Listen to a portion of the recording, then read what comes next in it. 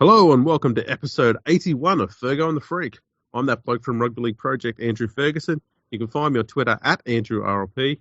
And joining me once again is the glorious League Freak, who you can find on Twitter at League Freak. How you going there, mate? I'm pretty good. It's very, very wet here. Extremely wet. It's been raining all night. And of course the media makes it out as though if you haven't been building an ark, you're probably going to die. But it's just raining. It's just raining? Yeah. Oh. Speaking of the media, I mean, I'm going to get right into this. Let's do it. It's not like them to beat a story up. Oh, wait a minute. Yes, it is. News reports have come out today saying that the night before the Broncos played Parramatta and got absolutely annihilated, 6 of their players left the team hotel to go to a local pub in Surrey Hills and throw a few lobsters into the poker machines there up until about 11 o'clock at night without the knowledge of Broncos management, including coach Anthony Seibold. Your thoughts? Okay, so there's a couple of things here. First of all, rugby league players have a very different day job from everyone else. So they've got to be physically prepared to be at their physical peak from anywhere between 2 p.m. to about 10:30 p.m. at night. So they're not getting up at 6 a.m. in the morning. They've got to be ready at different times. And the Brisbane Broncos, for the most part, play Friday night games. So they've got to be at their physical peak between 8 and 10 p.m. So they don't go to bed at 10 o'clock. They don't have their milk and cookies and, fall asleep being read bedtime stories like that. They have a different, day than what most people have. So when everything's like winding down for everyone else, these guys are wide awake. And what are you going to do? They're in a different city. The people want them to sit and twiddle their thumbs in the hotel room. Like, you'd go out. If they were seen having a meal up until 11 o'clock, would that be okay? They were reported to not be drinking. It comes back to, well, you've got to wear what we tell you and do the activities that we believe are good. Like, I just don't understand what the story is here. And I think that it's just a beat up. It's a flat out beat up. I've got no problems with what they did. If they weren't drinking, fine, not a problem. Yeah, I'm looking at this thinking that the headline should be Crisis, Rugby League players support local business. Yeah.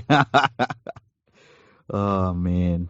And like what, if they weren't playing poker machines, if they were just sitting there drinking lemonades, would we have read about this?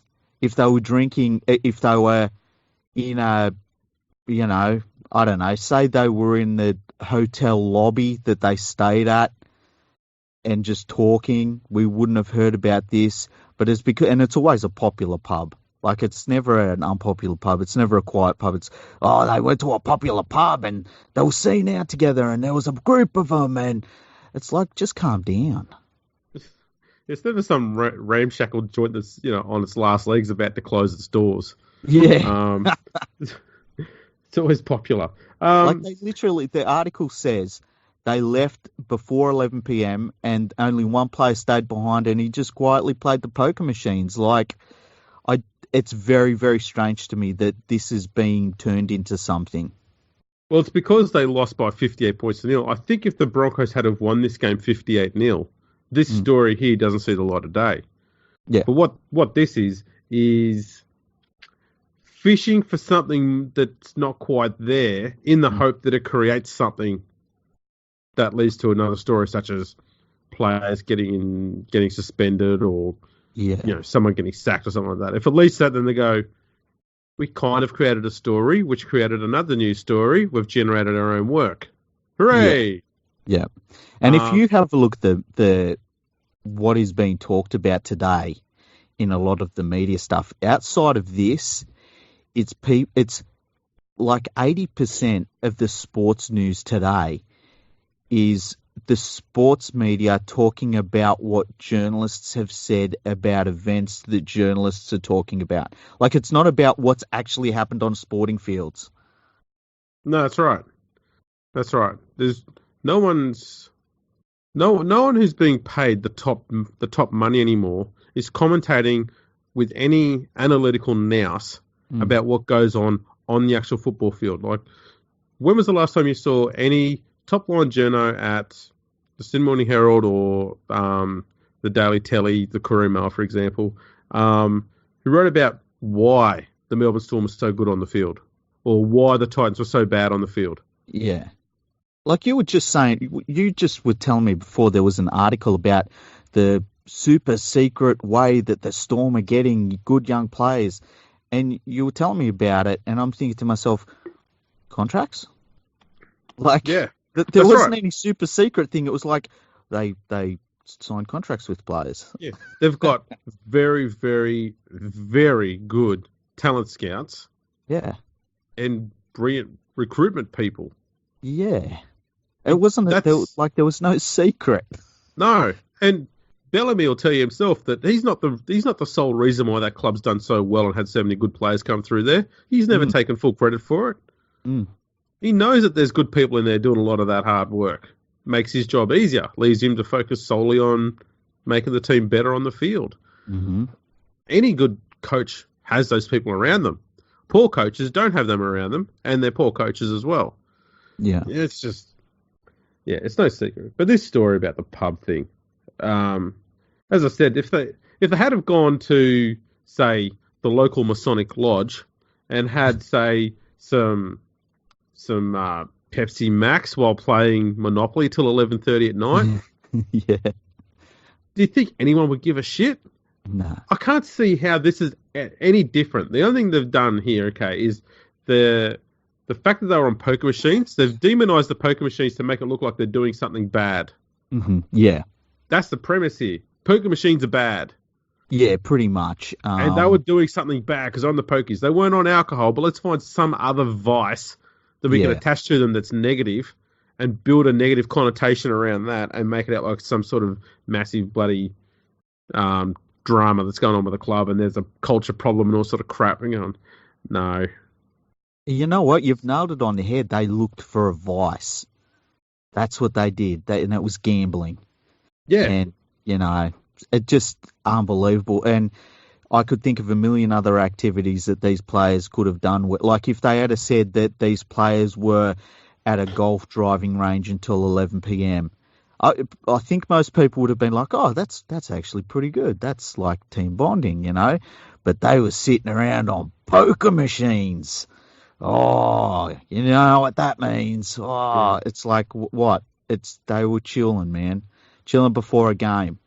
I don't understand it. Like, here's a question for you. The night before a game, keep in mind that game kicked off at 4 p.m. Mm-hmm. How late do you think, if you'd heard that they were out at X a.m., how late out is too late for a game for you? And I don't know how it works for a player. I think a professional athlete would be requiring 8 hours of decent sleep. Yeah. You also need to have breakfast, a bit of light training or something like that beforehand. So I think if they're home or at the hotel and in bed by 2 a.m., to me that would be fine because they'd be getting up at 10. They can have a breakfast, have a light training run. Mm-hmm. They've still got 5 hours or so before the game kicks off. Mm-hmm. I don't know what more needs to be done. It comes down to I guess as to whatever routine and structures they got in place at the club. The fact that no one at the club mentioned this as an issue in the post-match presser, it got mentioned nowhere. Yeah. Some sources, quotation marks, were the ones who had to tell journos about this. Oh, and by the way, the News Limited papers and everything that are writing about this, the company owns part of the Broncos. Yeah. Just letting everyone know. So when they say sources and stuff, I'm not saying that there's anything that happened. I'm just saying, News Limited does own, I think they're a majority owner of the Broncos. Yeah, they own a fair bit of it if they're not. Mm. So yeah, this story is nothing about trying to create a second follow-up story. That's what it's about. Yeah. So, tonight's on NRL 360. And this is the beauty that the newsroom have got now, is that Buzz can put out a story on Monday in his Monday column, and then he can, reiterate that even further on NRL 360 that night. Mm-hmm. So he gets good mileage out of it. And then the next night, someone will put up some other story like this, and then Paul Crawley will come on and jibber-jabber his way through a conversation and hope that Paul Kent gives him a nod of approval as he's talking to say he's on the right track. And so they'll get more mileage out of that. And then hopefully by Wednesday, they've stirred up enough shit for a club or a player or an administrator to respond. And then bang, there's a third story. Yeah, and there's also the stories about Paul Kent said this on NRL 360, which is now it's become it's nearly a daily thing these days with, they generate their own content and then they write about the generation of their own content, and it's not news. It's not rugby league news. No, it's not news, but that's right. It's that's what it's all about there. Content is king. Yeah. So get it out there. We don't care what it is. And this is something that I was talking with, I think it might have been, I don't know. It was someone who's pretty high up in the editorial team at the Telegraph last year, when they had the public were going pretty heavy on them about all the negative press that they were giving the game. Yeah. And someone said, we had this many stories that were positive about the game, this many were negative. And it worked out to be pretty close to a 50-50 split. Mm-hmm.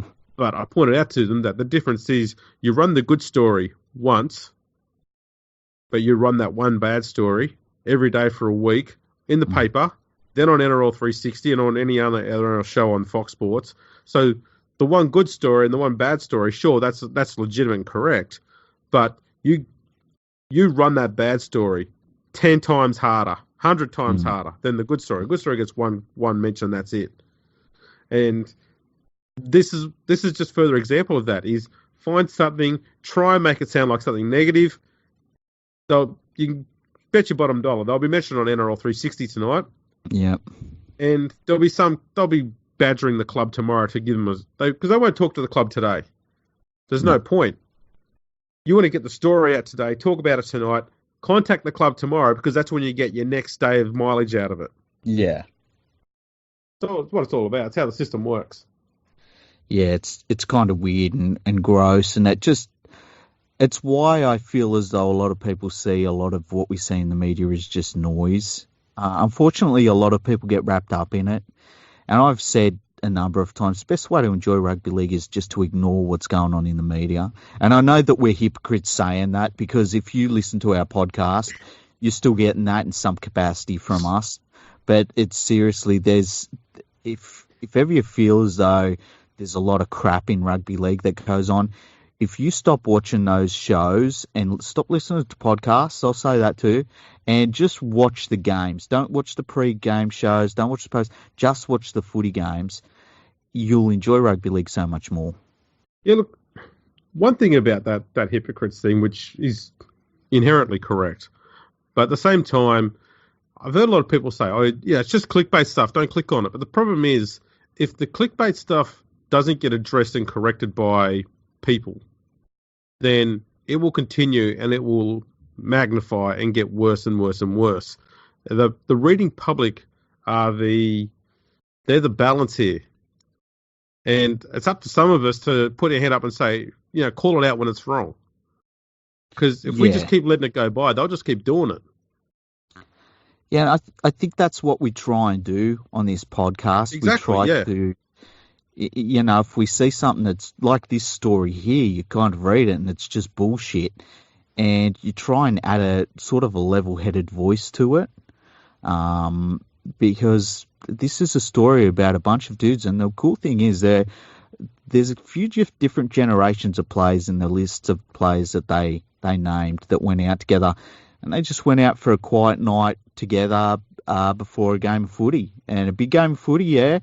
But they didn't do one single thing wrong, and it's a non-event. It's a non-story. So very weird that it's even been mentioned. So it's sometimes you've got to. I guess what we're doing is sort of standing up for the Broncos, because there's a lot of people piling into them right now to get their heads on TV, to get their pound of flesh, and this is one thing that they shouldn't be doing it over. Yeah. I just saw actually the final paragraph of that article. Given the embarrassment of Brisbane's heavy loss, Broncos management will consider fines and possible suspensions for the poker machine bandits. The bandits, oh my They've goodness. stolen the poker machines. This is ridiculous. It's so ridiculous. Is it any wonder why some of these clubs, and Brisbane's in a weird situation because they're owned by a media, company, but is it any wonder why a lot of other clubs just want nothing to do with these journalists? Of course. They sit there and they go, the players when the clubs won't talk to us, you write shit like that. What do you expect? Yeah, why would they? If you're not going to make the effort to go out there and be balanced and go, you know what, they wrote the poker news till 11 o'clock. Is that really a story? No. Don't worry about it. Who gives a shit? But it's not probably respect you a bit more, but that's just... It's not just that. It's like if you're a footy player, right, and somebody comes up to you and says, do you mind if I have a word? And you know that every single shred of anything that person gets out of the game, they turn into utter trash. Why would you mutter a syllable to them? That's They're right. just going to take what you say and turn it into trash. We've seen it today already with Campbell Gillard, who said that at one point he really didn't enjoy rugby league this year. And I read the headline. I was like, what the fuck is this, right? So I read it, and when you just read his quotes, and I always say to people, just read quotes. You read his quotes, and it's completely understandable how he was feeling. I had no problems with it. No. But, they link it to the fact the team is going poor, and this is a sign of discontent amongst the club, and, Cleary's lost the room or whatever it is, and they expand it out like that. And I haven't read it, so I'm just guessing that's how it went. Oh, yeah, you nailed it. You nailed it. Because that's how it all starts. I mean, it's just the way it frustrates me more than most because, as people have grown up with this, through the 80s, 90s, 2000s, and so on and so forth, the subtle changes have happened the whole way through. So you've been conditioned to the change to the point where you just think this is normal the whole way through. Yeah. But because I spent so much time reading newspapers from 1908, 1920, 1930, where the article is just, there was a football game played on the weekend. This is everything that happened. Yeah. That's it. And as you've said to me, that back then, a lot of them didn't put their names to the articles because it wasn't about them. It was about them doing a job covering a footy game. That's right. And if they did put a name to it, it was an alias. Like there was one called I think Red Cap. Oh, God, I can't remember now. There was quite a few there, and they just had this one word as their pen name, and that was it. So you never knew who they were. Just bang, that's them. Okay. The Glorious League Freak. Yeah, there you go. Not dickheads like me who go around and put my name to everything. Yeah. Disgusting. I'm glad I'm above that, Andrew. Oh, man. But no, it's true, is that the media today is more about the person writing it than the article itself. Until you get to a somewhat contentious story and the author knows, this might get a bit of criticism, and then it becomes written by staff writers. Staff writing, yeah. Isn't that beautiful? And it's funny, like, when did they do it? They did it with, and I don't like bringing this up, but they did it with Sam Burgess when he had some off-field issues at the end of last year. And it was written staff writer. And yeah, that was the classic case that jumps out at me in that regard. Yep, they're most feared journalists and, bold and all this sort of stuff. And then when they come out with a really tough, complicated piece like that could be a bit touchy, or staff writer, I'm not putting my name to that. Exactly. Hands in the air. Ugh. Not touching that. Not mine. Yeah. Take The the old money hands for in it. the air, they turn Yeah. invisible. Hands in the air where I'm invisible. I'll take the money for it. Yes, sirree. But don't put my bloody name to that thing. I don't want Sam coming after me, giving me an abuse over the phone. Yeah, exactly. Old staff writer comes to the fore. Now we'll stay on the Broncos. Mm-hmm. Darius Boyd has come under fire from a lot of former Broncos players, saying that he should retire after his season. Now, before I get you onto this one, I wrote an article midway through the year on the Raw, and I was looking at the key stats for Darius Boyd at fullback. Kick return meters, runs, all that sort of stuff, and found that for the most part, his stats have been pretty consistent for the last 2 or 3 seasons. So it's a perception as much as it is reality that his form's down. Obviously, his defence has been atrocious this year. You don't need stats to tell you that. But his performance at fullback, running the ball back, that value he gives them off the first run, was still strong this year as it was last year. Yeah. My argument is, though, he is not good enough to be a fullback anymore. The fullback role has changed. You can't just be a ball runner anymore. And that's all he is. So I argued even then, as I have for the rest of the year, that they should have said, okay, Darius, you're not a fullback anymore. We're going to put you on the wing. Because as we saw at Origin level, he is a good finisher. He can score tries. He's one of those genuine try-scoring wingers. Put him on the wing, he'll be fine. But they put him at 5'8", and you went, just why? Well, and I feel as though Darius, his form tailed off midway through last year, and I said last year that it was probably time for him to. I just felt like he'd lost it, right? And it's probably, if he was going to retire, it was time for him to retire. And this year, I think through the whole season, to me, he hasn't. He's looked like his legs have gone, and that happens with every single player. Happened with Clive Churchill, every player at some point your legs just go on you and that's it. So I'm not here saying that he is, and I've said before, I think they need to drop him back to reserve grade. I'm not saying that he's a first grader. I'm not saying he's a top of the line player anymore. But I find it absolutely disgusting when I see former players who have played for the Broncos coming out and saying that he should walk away from the rest of his contract, a contract that the club sat down and agreed to pay him, which is worth more than $1 million. Like, they're telling him to walk away from something like $1.6 million, which is absolutely outrageous. And they're all piling into him to do it. And I asked today on Twitter, where is the Rugby League Players Association, who should be coming out and saying, hang on a second, the club signed a contract with Darius Boyd, and a single moment where he's being pressured to give up over $1 million. Exactly right. If he does decide that, fair enough, then I'll walk away, then that club should pay every single cent he's owed to him. Yeah, it is literally owed to him. Yeah. They signed the contract too. It's not like Darius Boyd signed the contract and the Broncos had no control over it. They offered the contract to him, and now they have to fulfill it. And we talk so much about, loyalty in rugby league and this, that, and the other. It can't work the other way when you decide, well, he's got $1.6 million left on his contract, and I just don't want to pay it to him anymore. So let's do a consorted media campaign to try and get him, to pressure him to walk away. I just find it really disgusting, especially for former players to do it.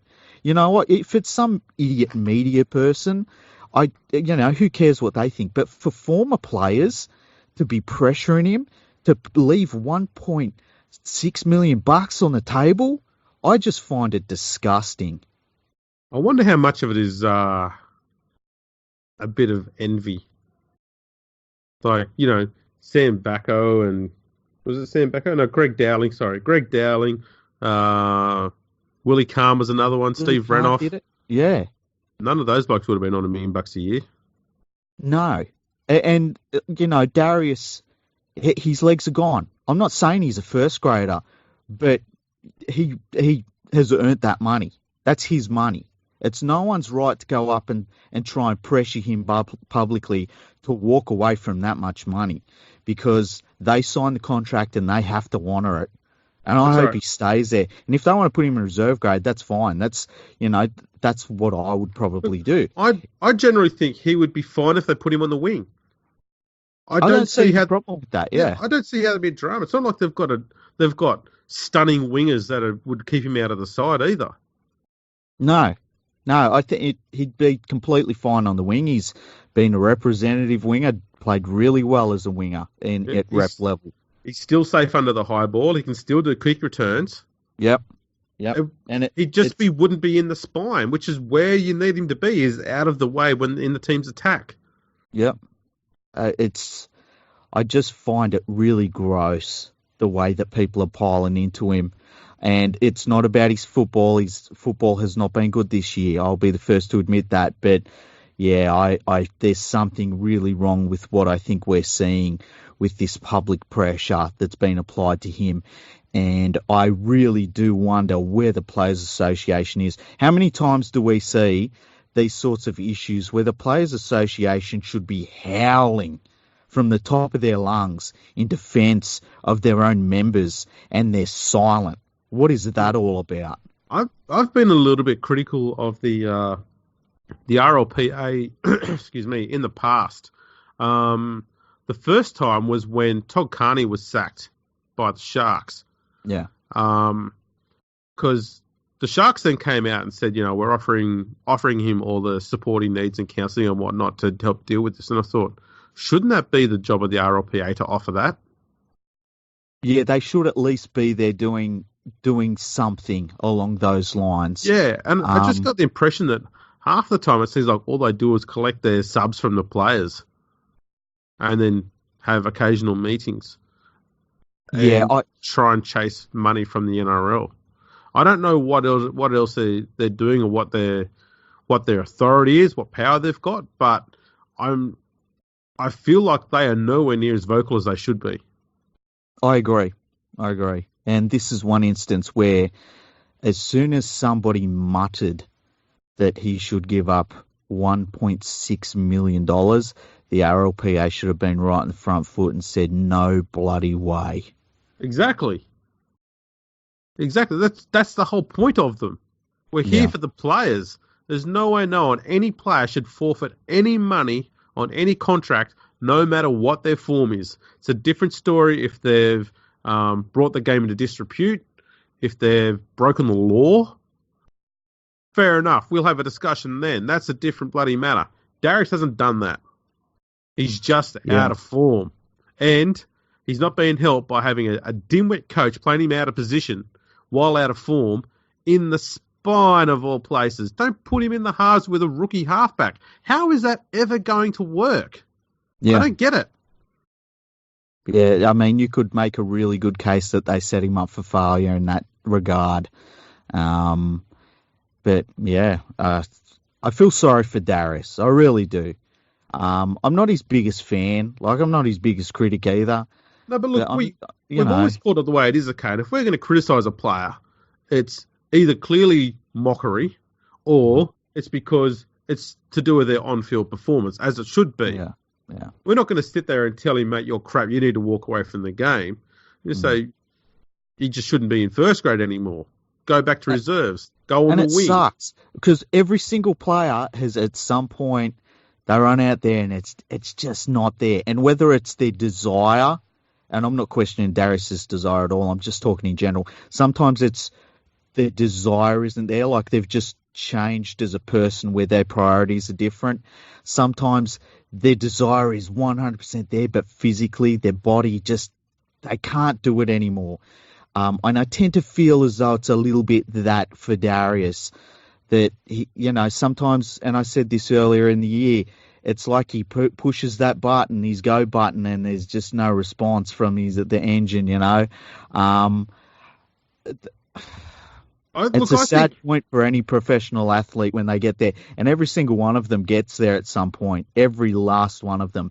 And, I tell you another point where I stood up for Darius Boyd when he wouldn't talk to the media, and they badgered him for that as well. And I was like, he doesn't need to talk to the media. And they were saying, oh, he earns all this money. And it's like, yeah, he earns the money to play football. And he maybe could earn more money if he talked to the media, but he doesn't. He does what he wants to do, and that's his choice. And I thought that was fantastic by Darius when he was doing all that. Yeah, look, I mocked him for giving the dopey answers, but I didn't oppose it. Go for it. Yeah. Say it all you like, I don't care, but I found it funny more than anything. But look, I wonder how much of this bad form of Darius does come down to the fact that he's got a new coach for the first time at club level. I know that seems easy to say, but it seems to be something that's getting forgotten. And I think through his whole career, he's been the sort of player who needs a cuddle more than a kick in the backside. And I think Seabold comes across as the sort of bloke who goes around booting everyone in the date. And I think that's part of the thing that Darius needs. He needs someone to come along and give him a cuddle, tell him that you're a really good fullback, and he goes out and proves it. Whereas if someone gives him a boot up the date and says, you're playing crap, he goes, oh, crap, and just gets down in the dumps. And this is not a criticism. There's people like this everywhere. Players, the elite players, some of the poor players. Some need motivation, some don't need it. Some just need to be told they're doing a good job. Yeah, some need to be told you're playing. Some of the greatest players ever need to be told you are playing the worst football of anyone on this team. You're losing games for us, and that's how you get it out of them. Yeah, everyone's different. I remember there's a story, and I hope I'm getting the story right, but it's about Alan Langer, and he used to throw up before games. Yep. And there was one game he didn't throw up, and Wayne Bell pulled them in, and he said, "We're not going out until Alfie vomits." And if he vomited, they went out. Everyone's different. Everyone's different.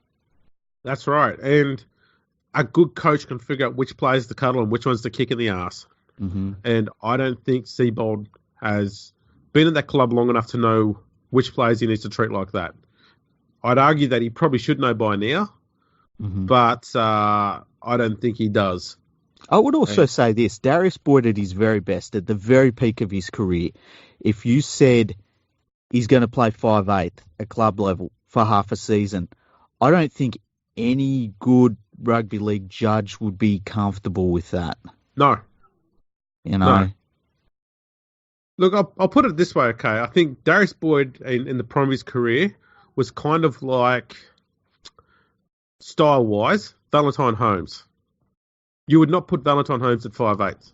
No. He's just an out-and-out one. That's all he is. Yeah, he's a fullback or a winger, not even a centre. That's right. Yeah. That's all you'd have him as. And that's where I'd place him. And that's at the absolute best of his career. And I still think that's where he is now. I wouldn't have him at fullback anymore. As I said, I'd put him on the wing. I think he'd definitely be one of the Broncos' two best wingers in the entire club. I don't think there's another rookie there that kick him out of that position. Mm-hmm. And the interesting thing that I saw today was, I don't know if it's true or not, but I saw someone saying that he needs to play 15 games next season so as to activate the final year in his contract, which is for the 2021 season. Mm-hmm. And interestingly enough, he needs to play 14 games to reach 200 for the Broncos. And it got me wondering whether the Broncos would go, you know what, let's give him 14 games next year on the wing, and then thanks for your efforts, Darius. That's their way out of the final year. Yeah, it'd be cold. It'd be cold if they did that. And we've seen that happen in different sports. I was talking to you earlier about in the NBA, there was a Houston Rockets player they brought up from basically what is their reserve grade over there. They call it the G League, and he played really, really well. But if they had kept him in the NBA team, in the Rockets team, his salary would have changed because he wouldn't have been on a 10-day contract anymore, and he would have had to have got an NBA contract, and it would have messed with their salary cap. So they put him back down for like a month or a month and a half or something, and then brought him back towards the end of the year. And he lost a lot of money because of it and was really unhappy because of it, but it's business. And I would always say to a player, don't ever sign a contract where you've got to play X number of games for something to kick in, because the club, and they're well within their right to do this, the club can get you right to the edge of that and then sit you down and say, hey, buddy, it's business. You signed the contract as well. Exactly right. They'll exploit that if they can. Yeah. And that's why Darius has to get every cent that's owed to him, because that contract works both ways.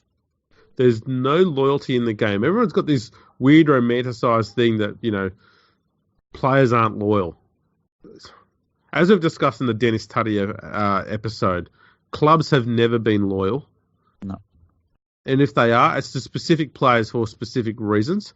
But at the end of the day, loyalty has never been something that's been an ingrained thing in the game. It's either been forced by residential rules and the like and contracts. And that's pretty much it. Yeah. And it makes less, loyalty doesn't actually make any sense on a business perspective either. So that's especially in a game like this is like it started as professional rugby. It's not like it started out as, loyalty rugby. This is right. It's a professional game. It has been since day one. And you got to act like it. You got to be prepared for it. And if you're not, you're gonna be hurt. That's right. And the big currency in professional sport is winning. Yep. And if you're not winning, you are the worst person in the whole world. Yep. And that's how it works. And the thing that makes it better is the money. That's right. And so if you've got a contract for money, you get every last cent, Darius. I know you're listening to us, Darius. You sit them down, you look them in the eye, and you say, hey, I'll play reserve grade, but you're going to give me my damn money. Exactly right. You find a way to get to 15 games next year too, Darius. Yeah. Even if you've got to, just ask some of the teammates, hey, listen, let's go on the pokies, but you don't turn up. Yeah. So we'll go out all night on the pokies, Brisbane. We'll go to, what's that casino it's up there? Jupiter's? Jupiter's. You say, we'll go to Jupiter's all night, and then they get dropped for being at Jupiter's casino. Yeah, lock the doors to the hotel room as soon as they leave, so they can't get back in. Yeah. Wake up in the morning and go, oh, where's everybody else? I'm here. I've been a good boy. Mr. Seabowl. Yeah. Where's my run on? Exactly. There you go, Darius. We're doing our best to help you out, champ. Now, there was another story which got mentioned in the media today, and it was over Elliott Whitehead copped a cut to his knee last weekend against the Storm. And I think came out on Twitter, and it showed a video of Cameron Smith talking to the referee, and he said, My kids get bigger scratches than that at school. Are we seriously stopping rugby league for this? Yes, and I agree with Cameron Smith, by the way. We're stopping rugby league for a little cut in the knee? Yeah. And then came out that Elliott Whitehead on his Instagram showed a video of the cut being cleaned out with some liquid before, I dare say, it looks like it was probably big enough for him to get a few stitches in there. Mm-hmm. Nonetheless, it's not a serious injury. It was funny how the media described it as bloody and pussing. And when you watch the video, it's like none of that's there. Like, I was expecting to see some chunks falling out, and I was waiting, and I'm like, well, that just seems like an antiseptic solution that they're flushing it with, Yeah, they were just cleaning it out. They're using a syringe to clean out his bloody gash. That's all it was. Yeah, and it did look like a fair gash. It was a really good gash too. So yeah, how did he even get that? Was it like a stray boot, or how did he get an injury like that? How do you get a gash? I think it was. I feel like there was a player that got cut. Yeah, one Raiders player got their head accidentally hit a Storm player as he was running away and caught one of those nose. Yeah, it was caught one of those. Wasn't it? Yeah, caught one of those blades on the nose and split the point of his nose. And it was funny because I saw the trainer comes on, he's just dabbing it with a towel. I was looking going, mate, that's cartilage there. That's just going to bleed forever. Yeah, You're not going to stop it by just dabbing it with a towel. It's just going to keep bleeding. You just need to put some sort of cream or something over it, and just hope that it stops at some point within the next 10 minutes. Do you know they took him off with the HIA? Which is crazy, but yeah. Like, we're not doctors. We weren't there, right? It might have been like, I don't know. He could have got a head injury from it. But when I watched it, I was like, it's a cut. Why does he need a HIA? Yeah, it's more the fact I think all clubs now, whenever they see any form of facial injury, not a head knock, they will enact the HIA to get a freeze to change. Yeah. And this is going to lead me to a bit of a rant. How do you combat it? Okay, I've said this before, and I'm going to say it again. Team doctors should be scrapped, right? Because their interest is the team and the player, and that's a conflict of interest. What they need to have is independent doctors, and their priority and sole priority is the player's welfare. That's it. I feel like all doctors, right? I'm going to give them the benefit of the doubt and say all doctors only ever have the player's best interest at heart, okay? And I feel as though, like, you could be a team doctor, and I'm just talking about any game, right? We're not talking about any specific game. But I could see where a trainer who is not a doctor decides that a player needs to come off the field because of a HIA substitute, you know, and a doctor sees to that player and they do the tests and it's like, well, this player's fine. The doctor hasn't actually been involved in making a decision like to bring the player off on a HIA. That was the trainer. Do you understand what I'm saying? Yeah. And like, the doctor's involved in doing the test once he gets off the field. Yeah. I think what needs to happen is, I think there's this weird system in the NRL, from what I've seen anyway, where if it's going to be HIA, it has to be called straight away. I can't see why they can't just call a HIA 5 minutes down the track. The only time you're going to need to call a HIA if it's like the last 5-10 minutes of the game, but by then, most teams have already used up all their substitutions. Yeah, it's so weird. I don't know how you combat it though, because you really do want to make sure that the players get, and we've talked about the HIA a million times, and that they're pretty much useless. But you do want to give the players every chance if they are injured, you know. Look, I'll put it this way: there should be, if a player's injured, first priority is get them off the field and treat them properly. Don't try and treat them on the field and patch them up. Yeah. Okay? But when you take them off the field, it doesn't count as a substitution until the doctors had a look at him and said, he's fine, he can resume to play, or bang, he's injured, he can't go back. If he says he's injured, he can't go back, then doesn't count as a substitution. If he's allowed to go back on, then it will count as one when he goes back on the field, but not when he come off. I tell you what, it would make an interesting scenario if you did that, right? Where you could get a player who is substituted and they're suspected of a HIA issue, right?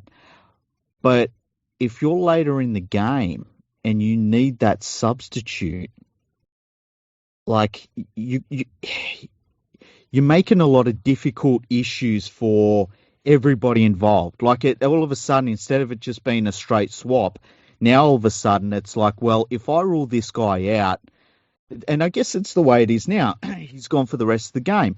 But imagine if later on, if they said, well, you can get a substitute back if you rule this player out, like that could set up something that's a tough issue as well.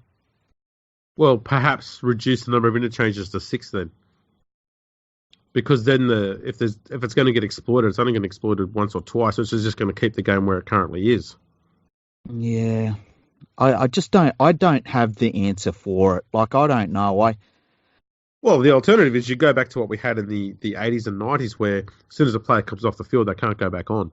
That's it, yeah. And I find that difficult to go back to. I can't imagine we can do that now with how the game is. Hello, El.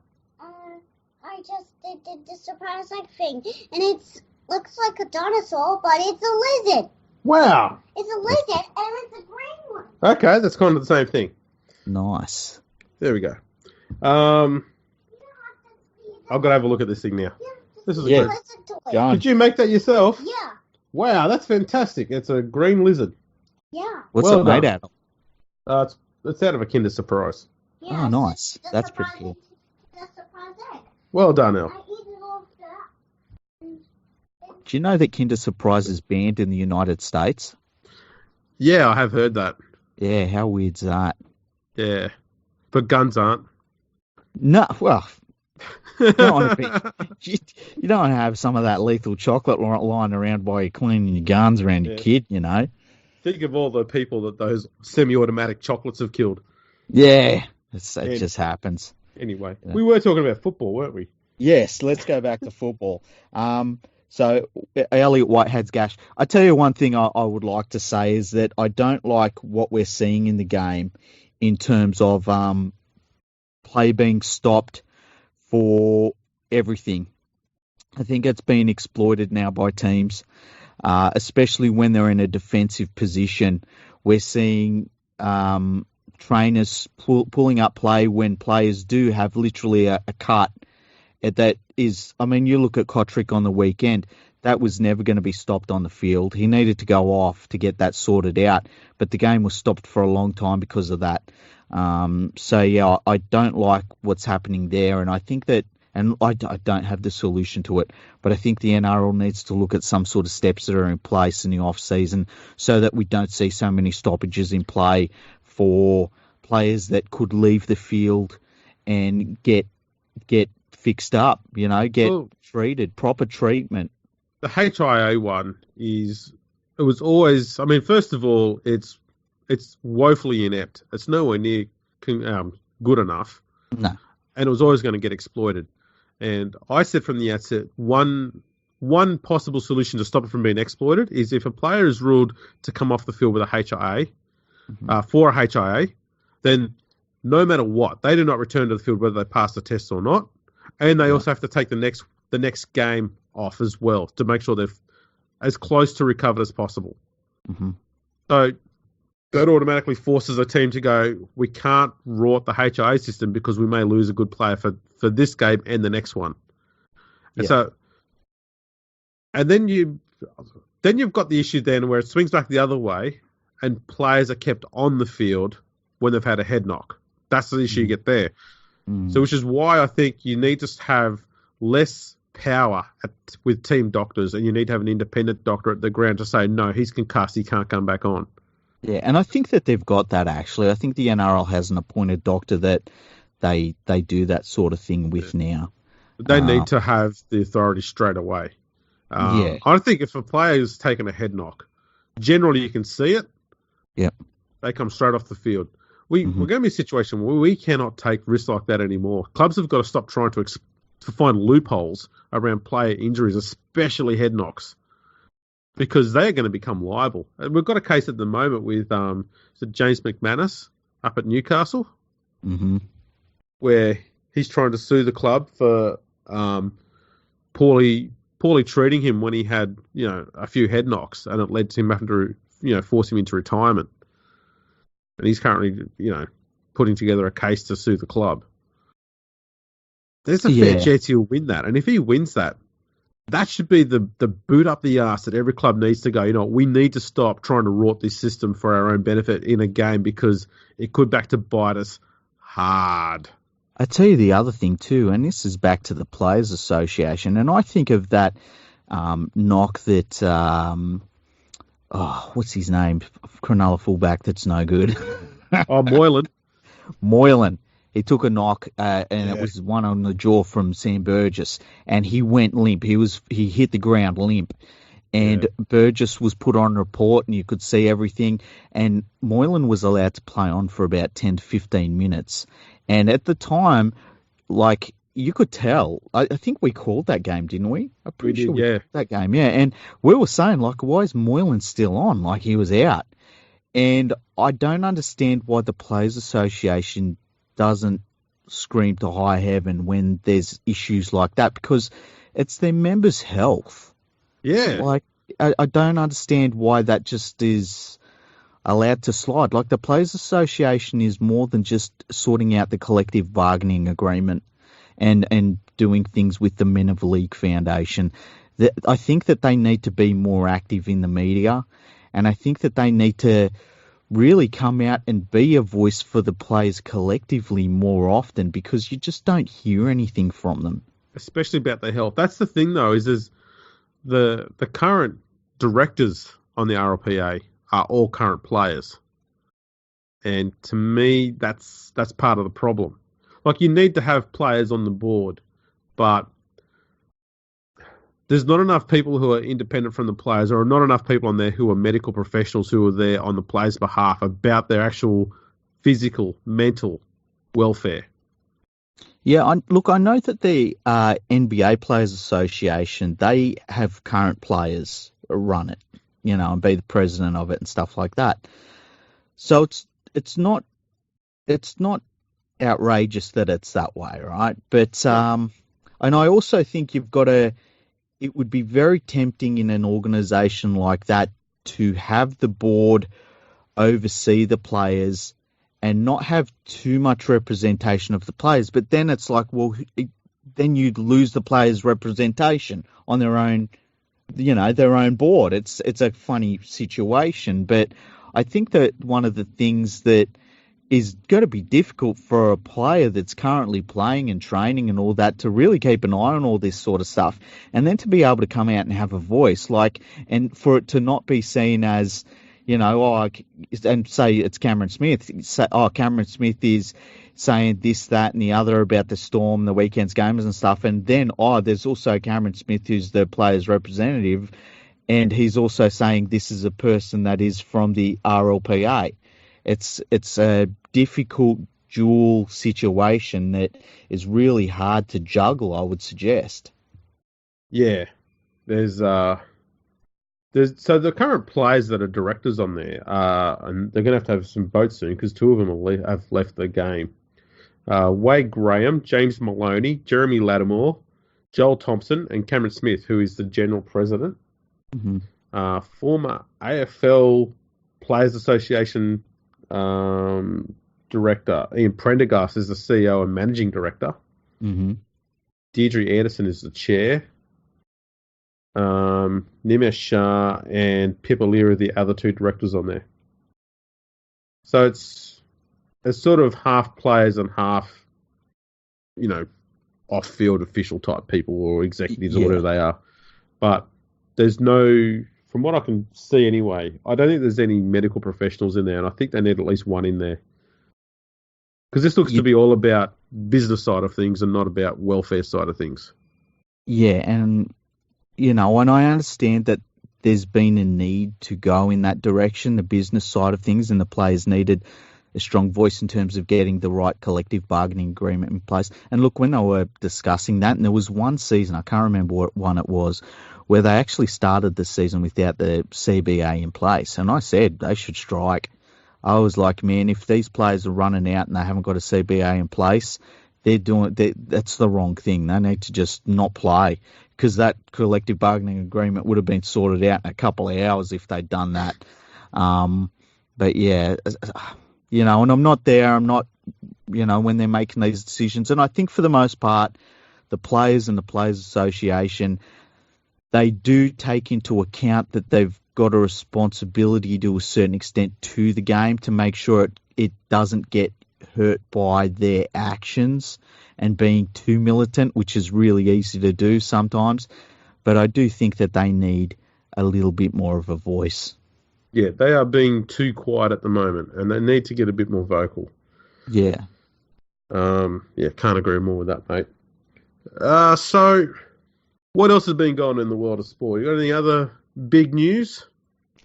I feel like there was one other thing we were going to talk about, and I can't remember what it was. Can't have been that good. Can't have been massive, yeah. There was that brief story about the Melbourne Storm recruitment. Their secret recruiting system, which is in the newspaper, so it's not really a secret. Yeah, it's like when they have player A holds secret talks, and it's like, oh yeah, they were sitting out the front of a cafe. How secret's Yeah, that supposed to be? yeah, real secrets. Yeah, but yeah, Um, I really like the big secret way of recruiting players. It's offering them contracts if they think they're good. exactly. I'll have a quick gander here at the teams that have been named for this weekend. Yep. So for South, Sam Burgess returns from suspension. Jaden Sewell's been dropped to reserves. Dane Gagai returns from injury. Campbell Graham will move to the wing. Corey Allen has been dropped. Tom Burgess starts a prop with brother George on the bench. Adam Dewey has been named a fullback and Alex Johnson on the wing. For Okay. Manly, Martin Tapau returns from suspension. Sean Kepi moves to the bench and simply drops to the Reggies. Storm versus Parramatta. Kane Evans returns from suspension at prop, with Alvaro returning to the bench and Ray Stone dropping out of the side. That is it. Wow, that's everything. Yep. Okay, So that's interesting. Melbourne Storm is unchanged. So Craig has not taken on your suggestion at all. Wow. I tell you what, if they go out in straight sets, it's probably going to have turned out to be the worst decision of Craig Bellamy's career, I would suggest. If they lose in straight China. sets, Mm-hmm. and Phil Gould comes along and does the review there, because that's what he does now, Oh yeah, he just does reviews, yeah. and he finds that the reason why they failed in the finals was because Brodie Croft didn't get used at all. How much would you be willing to receive as payment to be the Melbourne Storm coach next year? Well, I am like an expert. I've also got my media career that I would have to probably walk away from to a certain extent. I wouldn't walk away from the podcast though. I'd still do the No. podcast, but the commentary is obviously out. I'd do it for $950. $950. Yeah, $950. Just give him that little bit of a discount. It's a good club, good player lineup. You got to start somewhere. Yeah, you don't want to lowball them too much either. That's true. But I reckon that if I go in wanting $1 million, which I'm obviously worth, but then it gets a little bit of a choice between me and some other people. But $950, I reckon they're like, oh yeah, with his expertise in rugby league, definitely he's worth that. Let's get him on board. The only problem is I have to live in Melbourne. I don't know if I could do that. I'd have to travel down maybe. It's a problem. It can be overcome so long as you bring your coffee machine. Coffee, and draw the curtains. When I get home, just draw the curtains. Yeah, and I'm living in Sydney. You'll need a heater. All right, and an umbrella. A full-time medic to feed you every day, to feed you antibiotics and penicillin to get over all of the fucking viruses that you'll suffer throughout the winter. Yeah. And a pool for when it gets to 40 degrees in summertime. Oh, nice. Yeah, a pool. I'd like an indoor pool, hey? Well, yeah, that'd be the best thing to do. Yeah. And I might get one of those, get some Harvey Norman vouchers and get myself a boat while I'm down there. Might as well. Everyone else has one. Well, I suppose that's always an option. Yeah, just go out the boat with the boys. Like, what are you doing on a weekend? I've got to be on my boat. Oh, man, what you should do, if you've got an indoor pool, is get those windows where when you're on the inside you can see out, but the people on the outside, they see a mirror when they try to look in. Oh, that's a good idea. Yeah, get those, and then every Mad Monday, the boys just come around to your place. Yeah, and they can just wreak havoc. That would be great. I love wreaking havoc, eh? Yeah. You know what we do? They can all have a go with a hammer. They're not touching my hammer, all right? How dare you? I was thinking I could just set up one poker machine and they could play it until about 11 p.m. and then go home.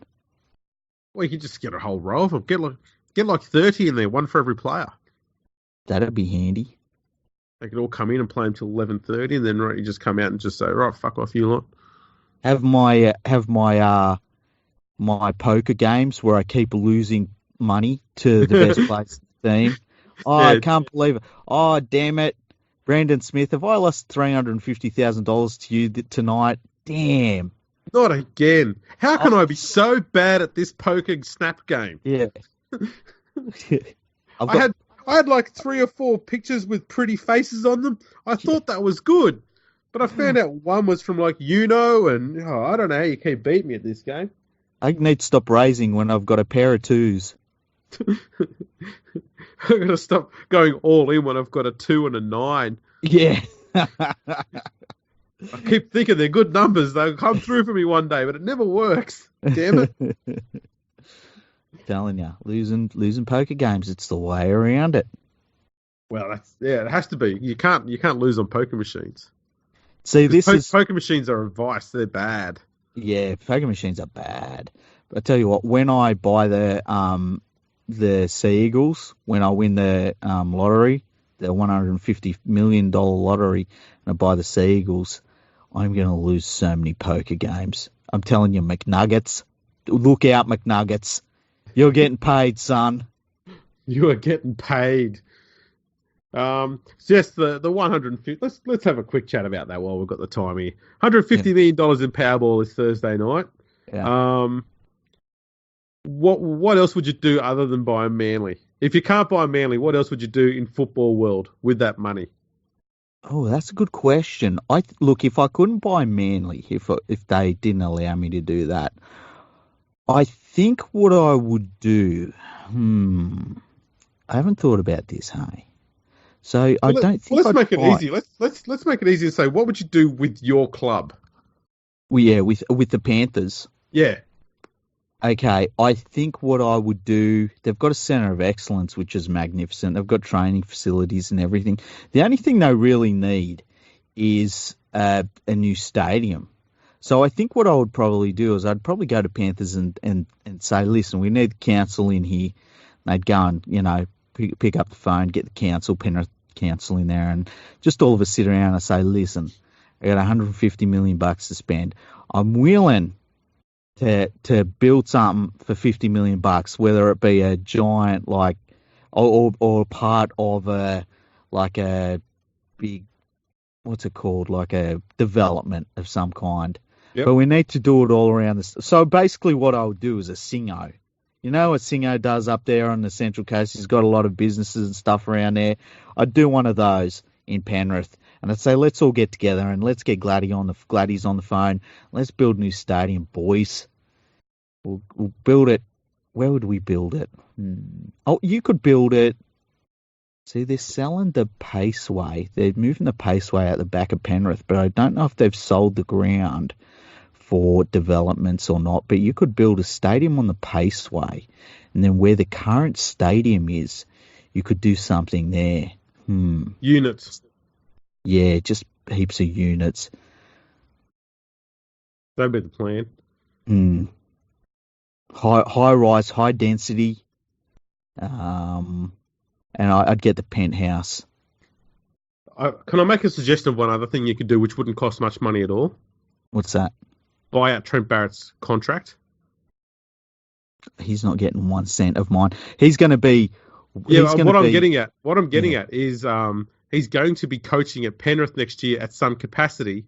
I'm suggesting pay him out and tell him to go somewhere else. So he's got no involvement with your club whatsoever. That'd be nice. I tell you one thing I've always said that I would love to do if I won that much money, right? Because I would have a compound, and it would be at the back of Penrith somewhere, maybe Castlereagh or something. So I'd have this compound, big fences and stuff like that. I have said that one year, if Sydney City Council wants to spend $10 million on fireworks, I'm going to spend 12. Just so I can say the biggest fireworks that have ever been done in Australia is done at Castlereagh.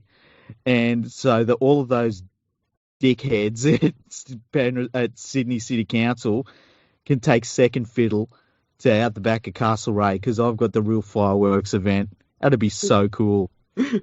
I tell you some other things I'd do with money. This is going off the rails hard. I would have a basically a big dirt paddock where I would smash cars up, and I would have a monster truck, and I would drive over cars. Like I'd just go to car yards and scrap metal places, anything, and put the cars out the back, and set them on fire and drive over them on my monster truck just because I could. What else would I have? I'd like to have a Clydesdale horse. Hey, just own one. I just want to own a Clydesdale. I'd be a bit scared of it. I mean, imagine a Clydesdale kicking you. It'd kick you across the world if it was angry at you. But yeah, I want to get a Clydesdale horse. And then after that, everything else is basically just alleged behaviour that I'd be involved in. Which we won't get into, because if you do win it and that stuff happens, we don't want to leave a trail of evidence. Exactly. Yeah. Exactly. But none of anything that you hear that I did that was weird, I didn't do it. No, that was definitely not you. Nah. There you go. I'd start out noble. So I'd buy back Balmain's 50% share in the West Tigers on the proviso that they set up a home ground for all of their games to be played at either Liverpool or Campbelltown. Oh, wow. And they can play 2 games a year at Leichhardt, and that's it. Okay. That's interesting. So that'd be. I wonder how much you could buy a Leichhardt Oval for. It's probably got to be more than 150. That much ground in Sydney. Yeah, it'd be worth a fair whack. Yeah. Because I think the council owns it too. So they wouldn't be likely to let go of that in a hurry, especially where it's located. Hang on a second. Is it a Labor council? I think it might be Greens, actually. Yeah, you're not getting it. You're not getting it because I know in the past I think there was a Green council there, and they refused to let any maintenance work be done on the Norm Latcham stand because I think it's been condemned due to all of the white ants in it. Yeah. And so one thing I'd like to do is get that completely fixed up so you can actually use it again, so you can actually have, a possibility of getting 20,000 crowds there. That would be good. Yeah. So that'd be, and you wouldn't have to, I'm not talking about changing it and putting in modern seating stuff like that. Just fix it up so you can actually sit in it. Yeah. Would you build a helicopter pad so that you could helicopter in for games for yourself? Oh, tempting. Because I would definitely have a chopper and a chopper pilot because, I might need a kidney. This is very true. I think there's a valid point for that. I don't know if I'd go with a chopper or a private jet. Oh, you'd go more the G5. Yeah. I think that might be a better option. It's a bit smoother. Have you been on a helicopter? I have actually. I took a chopper from when I was in Queensland. I went from Airlie. We took a chopper over to Whitehaven Beach, landed on the beach. Nice. Yeah, I should show you that I've got videos and pictures from it. It's bloody amazing. One of the best things I've ever done. Saw some whales in the water. Absolutely beautiful. Oh my goodness, being up there is just, and Whitehaven Beach is just like paradise. It's like what you would think heaven would be. It's nothing like the Whitehaven in the UK.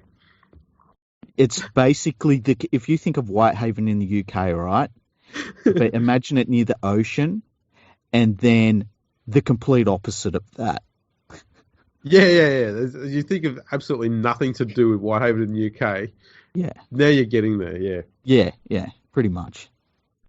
All right, well, that wraps up a pretty damn good episode, to be honest. 10 out of 10. 10 out of 10. Yeah. That's our bare minimum these days.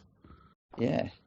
What about plugs? We got plugs to do. Yeah, I was going to get into that. Any shout-outs and plugs? Any emails? We did actually get an email. Bullshit. Now that you mention it. We had an email. Yeah. Was this someone selling us SEO? No, that person got in touch with me again today because I didn't get straight back to them. It was kind of weird. We had an email from, let me find it. No. I had a lot of emails recently from people trying to sell me stuff. We had an email from Christopher Kilismanis. I hope I'm saying his name right. I'll read that to you when we get off air, though, because he suggested an episode for the podcast. It sounds pretty interesting, so we might bring that up in the next episode because it's a long email, so it'll be a good one to bring up. But yeah, so Christopher, we haven't forgot your email, but we'll bring it up in the next podcast. Sounds good. Any shout outs? Yeah, Starting Block, drop the K at the end, follow them. They're very good. Follow Nadine, follow Rich Cranium, follow Arabella, Boogie Bumper, basically anybody that we reply to, just follow them. We reply to good people on both of our Twitter lists. It's really good. Absolutely. Mm-hmm. Alrighty, well, on that magnificent, glorious note, we'll round this one up. Any final words? Yeah, just, any objects in the mirrors will appear closer than they actually are.